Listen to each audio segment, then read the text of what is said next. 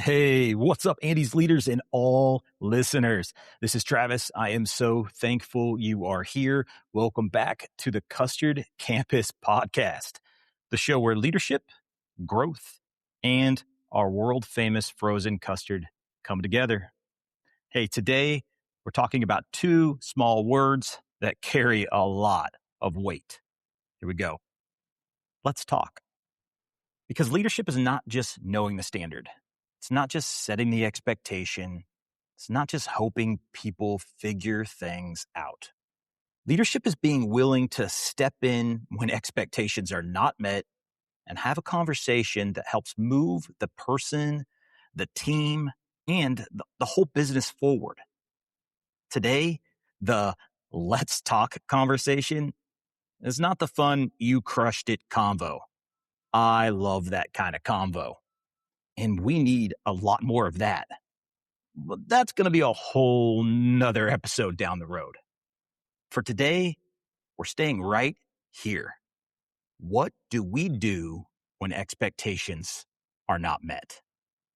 Well, we're going to prepare, build up our willingness, and find the courage to act. Conversations are not always easy, but they are necessary. But first, today's sponsor. Today's sponsor is Custard Campus, the place where learning, leadership, and getting better all live together. You want confidence? Get the knowledge. You want consistency? Use the tools. You want people who know what right looks like? Train it, coach it, and talk about it. Campus is not just training. It's a pathway to success. All right. Thank you, Custard Campus, for your support. Back to the podcast. Let's get into it. Here is where I want to start. Unmet expectations do not go away because we ignore them. They grow. A missed uniform standard becomes normal. A bad cone becomes normal. A sloppy close becomes normal. A team member talking rough to others becomes normal. Man, some of us that are just walking past something becomes normal. And that is the dangerous part. The standard does not fail all at once. It usually sips one avoided conversation at a time. I get it.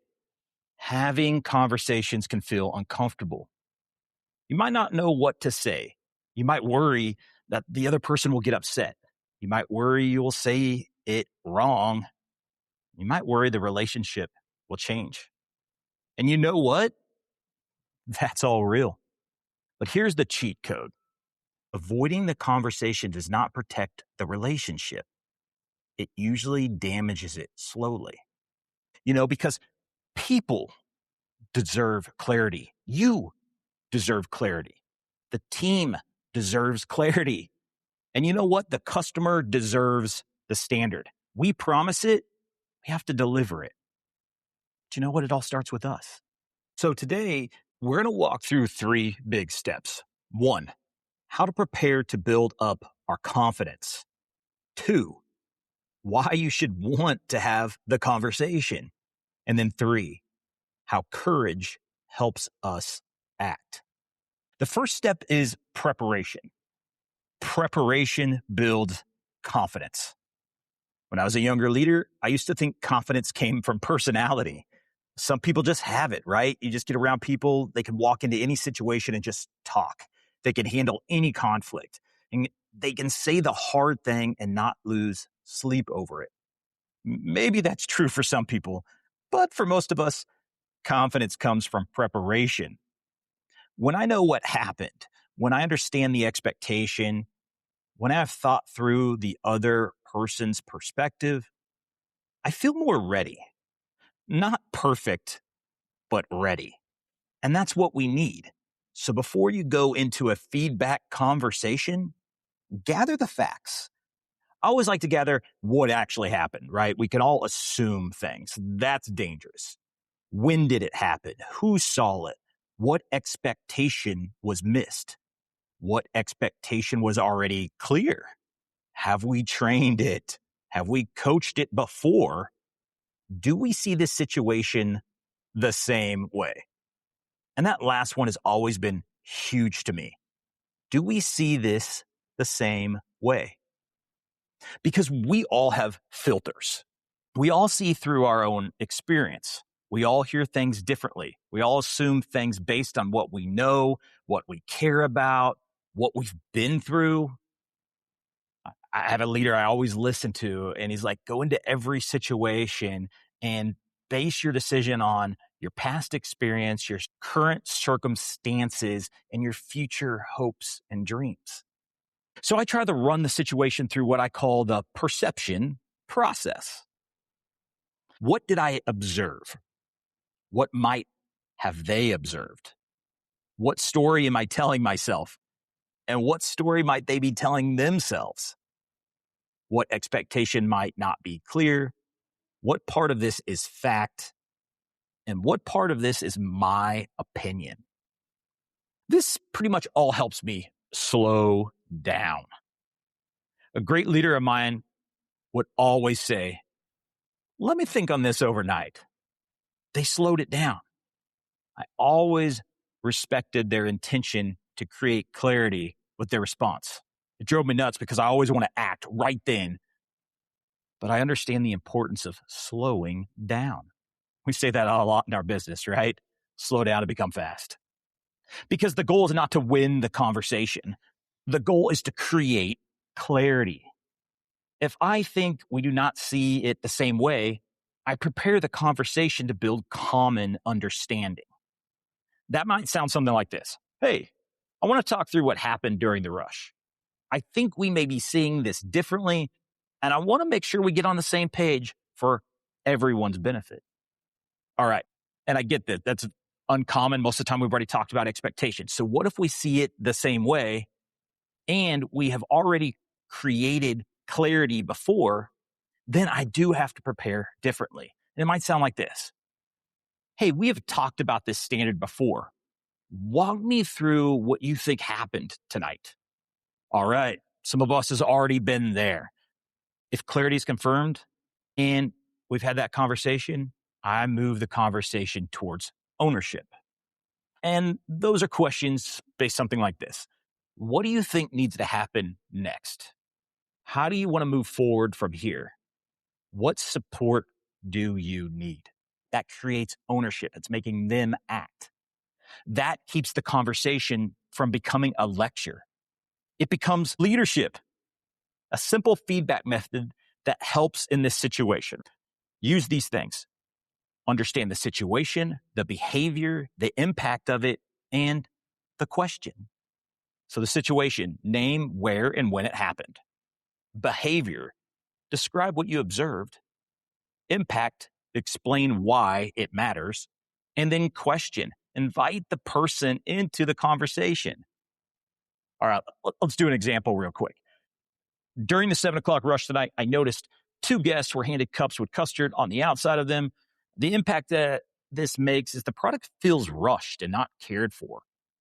What was happening at the window in that moment tonight? All right. That is clear. It's not dramatic. It's not personal. It's not attacking anybody's character.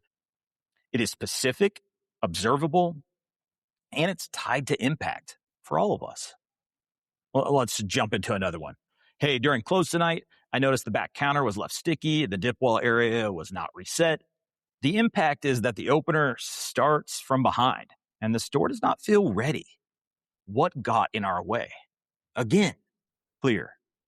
And remember, if you still do not feel comfortable, prepare more. Your preparation is going to create confidence. If you need to, run it by another leader. Role play the conversation. Write out your opening line. Think through what might be concerning. You also need to prepare for emotion, possible confusion, definitely defensiveness, or the big dreaded silence.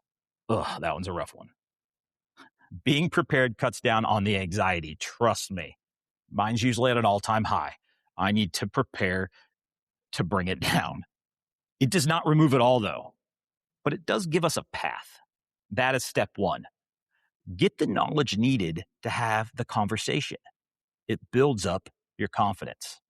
Now, let's talk about step 2, willingness. Willingness comes from value. To do anything hard, there has to be value tied to it.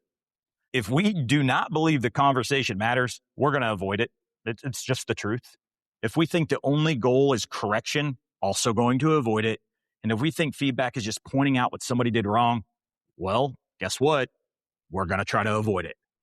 But feedback is bigger than correction. Feedback is development, clarity, care, and the protection of the standard. In a huge way, we help people become better through our conversations and feedback. Gallup has shared that employees who receive meaningful feedback are far more likely to be engaged. One of their recent data points said that 80% of employees who received meaningful feedback in the past week were fully engaged in their work. That is huge. Think about our productivity levels in our shops if people were fully engaged all the time. Well, we have feedback as an option to get them engaged. Because feedback is not just about fixing a problem, it's about connection. It tells someone, I see you. I care enough to help. I'm not going to let confusion or poor habits quietly work against us or you. That matters. And we need this now. Employee engagement has been so low across the country. Gallup reported that U.S. employee engagement has hit a 13-year low. That means a lot of people are just showing up to work. They're not fully connected. So what do we as leaders do? Hey, we talk, we check in, we coach, we recognize, clarify, correct when needed, and build trust one conversation at a time. High-performing hospitality companies understand this. We are, but we're also going to follow suit with some of the greatest in the world. Ritz-Carlton is famous for their daily lineups. They not just hope the culture stays alive. They talk about their standards every day. They discuss values. They role play. They share stories. They keep the expectation in front of the team at all times. That is our cheat code. That is our go meeting. Boom. You got it. Do it. Disney does this too. They did not leave service to chance. They build clear standards. They train language. They connect people to purpose. They teach leaders that guest experience starts with the employee experience. Again, we've got it. It's a cheat code. It's one of our 3 C's. High performers talk about what matters before it becomes a crisis. They do not wait until the standard is broken 10 times before they do something. They prepare the team. They coach the team. They use small conversations to prevent big problems. It's a mindset. At Andy's, this matters in every direction we provide. It matters for you as a leader. Because every time you have a conversation the right way, you become stronger. You build skill. You build confidence. You build influence. Dang, I love this. That's what it's all about. It matters for you. It matters for the crew. Because your team should not have to guess. They should not have to wonder if something is okay. They should not have to watch one person miss the standard while everyone else is held to it. And that creates frustration, drama, confusion. But clear conversations create fairness. And this all matters for the business because standards drive results. They protect quality, speed, cleanliness, service, loyalty, training, food safety, teamwork. It all depends on expectations being clear and inspected. We're not yelling. We're not ignoring. We're just inspecting. One of my favorite things to say over the course of my career is, I'm going to expect the best. I trust you. But you know what? It's on me to come back and inspect for the best. And I love doing that because then I got to come back and say, dang, you did a great job. Thank you so much. Expect the best, inspect for the best. Conversations have to happen for your benefit and everyone else's. You have to be willing to have the talk. If you still have doubts about why it matters or you find yourself avoiding the talk, reach out to a mentor, peer leader, me, and let's find value in why you should have it. It'll increase your willingness to step up. Now let's go to step 3, courage. Courage is where leadership becomes real.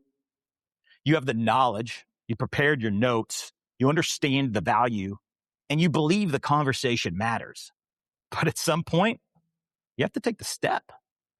You have to walk over and say, let's talk. That is where courage enters. Courage is not the absence of fear. Courage is doing what needs to be done, even when you feel the fear. And if you've ever had to give hard feedback, you know that feeling. That heart rate goes up. You think through the words. You wonder how they will respond. You even try to talk yourself out of it. Here's where I've been. Maybe it's not the right time. Maybe it's not that big a deal. Maybe someone else will handle it. Maybe they'll figure it out. Maybe they're just having a hard day. Maybe I'm overthinking it. Maybe.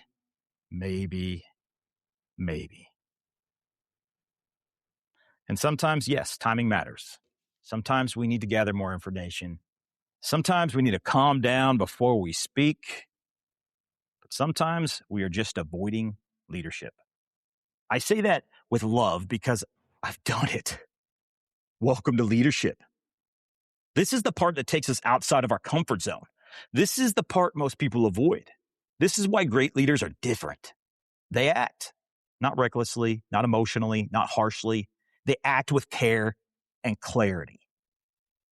Well, let me share a story from when I was a young leader and had to have a very uncomfortable but necessary conversation with someone about brushing their teeth. Hope you all got a smile from that one.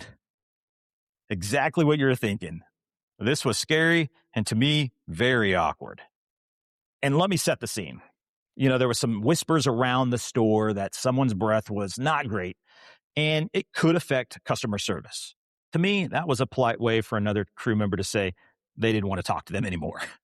So we all know what whispers can do in the workplace. I had to do something and I had to do it quickly. This was way more than a uniform conversation, right? This was feelings, relationships, rumors, and so much more. And I was nervous. How do you tell someone their breath stinks in the nicest way while bringing value to them so they understand the importance? Saying this to my brother wasn't hard, right? But I never did it in a nice way. Sorry, bro. This mattered, though. As I explained, lots at stake here for all of us, the whole team. It wasn't hard to build up the willingness. This mattered. But courage, on the other hand, is different. So first, confidence. I had to be prepared. I did mock this up with another leader. It was so awkward for them and me. We laughed, which looking back on this situation might have not been the most appropriate, but it helped us get through it. And of course, no other team members were involved or around or knew about it. So most importantly, I tried to protect the person's dignity. Their perspective was important. What would they think? Could they afford personal hygiene items? I could cover that. Did they have a health concern? Well, maybe we can help with mints or some other option. Have they never been coached on proper dental hygiene practices? I got this. I can do that. Did they know? I had to be respectful, transparent, and caring in my approach. So what happened? This podcast is about growing together, so here it all is. And all of its okayness. All right. Courage was next, and I was lacking in it. But I got pushed by a good leader, and off I went. Here it is. So this is even awkward right now. Okay. Name comes in for the shift. I'm protecting everyone here. I was waiting, heart racing, and a bit shaky. I didn't have my breathing tactics at the time, so I was all over the place. Anxiety, very high. I greeted them. How are you? Their response, fine. What's up?